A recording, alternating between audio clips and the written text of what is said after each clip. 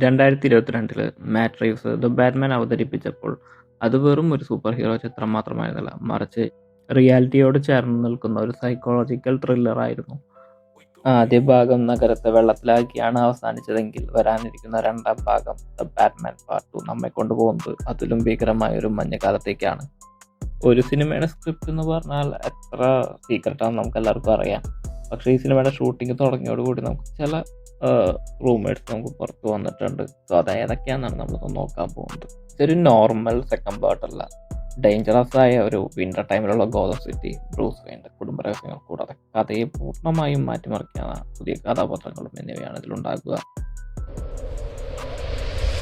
ആദ്യം നമുക്ക് ഈ സിനിമയുടെ അന്തരീക്ഷത്തെക്കുറിച്ച് സംസാരിക്കാം.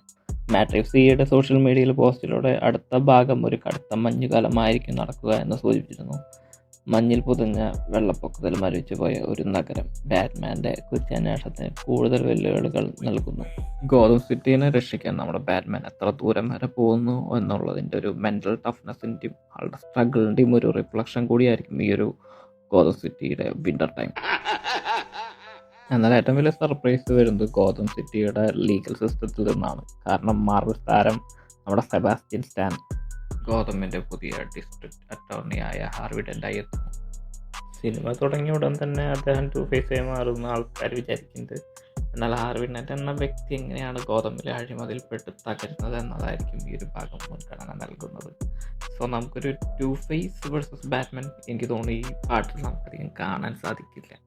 കൂടുതലും ഒരു നമ്മുടെ ഹാർവി ഡെൻറ്റിൻ്റെ ഒരു ജേണി ആയിരിക്കും, എങ്ങനെ ആൾ ടു ഫേസ് ആയിട്ട് മാറുന്നു എന്നതിലേക്ക്.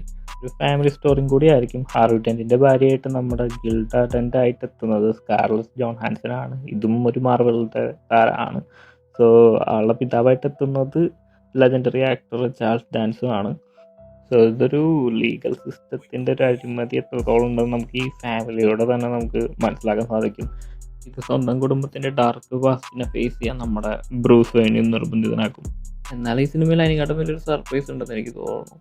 കാരണം ജിം ഗോർഡനും പെൻഗിനെല്ലാം തിരിച്ചെത്തുമ്പോൾ നമ്മുടെ ഒരു മെയിൻ നെയിം മാത്രം ഇതിലൊരു മിസ്സിങ് ഉണ്ട്, ബാരി കിയോഗൻ. ആദ്യ ഭാഗത്തിൽ അവസാനം കണ്ട ജോക്കറിനെ റീവ്സ് ഒരു സർപ്രൈസ് ആയിട്ട് മാറ്റി വെച്ചിരിക്കുകയാണോ, അതോ അണിയറയിൽ ഇരുന്നിട്ട് മെയിനായിട്ട് ഇതെല്ലാം കൺട്രോൾ ചെയ്യുന്ന മെയിൻ വില്ലൻ ജോക്കർ തന്നെയാണോ? 2027 ഒക്ടോബർ 1 ചിത്രം പുറത്തിറങ്ങുമ്പോൾ ഈ ചോദ്യങ്ങൾക്കെല്ലാം നമുക്ക് ഉത്തരം ലഭിക്കും. സോ നമുക്ക് ഗോതത്തിൻ്റെ ഏറ്റവും ഡാർക്കായിട്ടുള്ള വിൻ്റർ ടൈമിനായിട്ട് കാത്തിരിക്കാം. സോ ഈ ഒരു മൂവിയിൽ ആരാണ് മെയിൻ വില്ലനായിട്ട് വരാനായിട്ട് നിങ്ങൾ ഒരു ഗസ് വേണ്ടിയിട്ട് കമൻറ്റ് ചെയ്യുക. എൻ്റെ ഒരു ഗസ് എന്ന് പറയുന്നത് ഹർഷാണ്. പിന്നെ നിങ്ങൾ ചാനൽ സബ്സ്ക്രൈബ് ചെയ്ത ആൾക്കാരാണെങ്കിൽ എന്തായാലും ചാനൽ സബ്സ്ക്രൈബ് ചെയ്യുക. Okay, by.